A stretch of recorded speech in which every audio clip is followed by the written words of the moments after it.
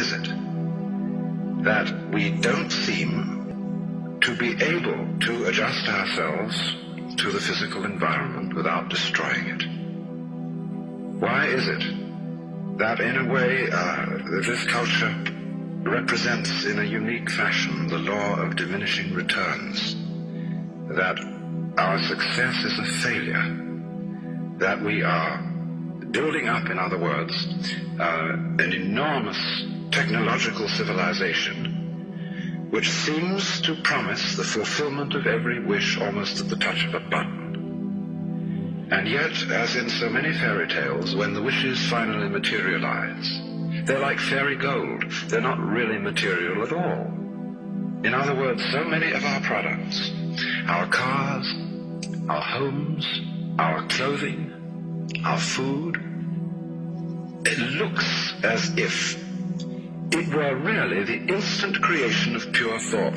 That is to say, it is thoroughly insubstantial, lacking in what the connoisseur of wine calls body. And in so many other ways, the riches that we produce are ephemeral. And as a result of that, we're frustrated. We're terribly frustrated.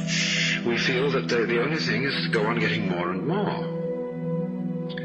And as a result of that, the whole landscape begins to look like the nursery of a spoiled child who's got too many toys and is bored with them and throws them away as fast as he gets them, plays them for a few minutes. Also, we're dedicated to a tremendous war on the basic material dimensions of time and space. We want to obliterate their limitations. We want to get everything done as fast as possible. We want to convert the rhythms and the skills of work into cash, which indeed you can buy something with, but you can't eat it. And then rush home to get away from work and begin the real business of life, to enjoy ourselves. You know, for the vast majority of American families, what seems to be the real point of life, what you rush home to get to, is to watch an electronic reproduction of life. You can't touch it, it doesn't smell, and it has no taste. You might think that people getting home to the real point of life in a robust material culture would go home to a colossal banquet or an orgy of lovemaking or a riot of music and dancing. But nothing of the kind. It turns out to be this purely passive contemplation of a twittering screen.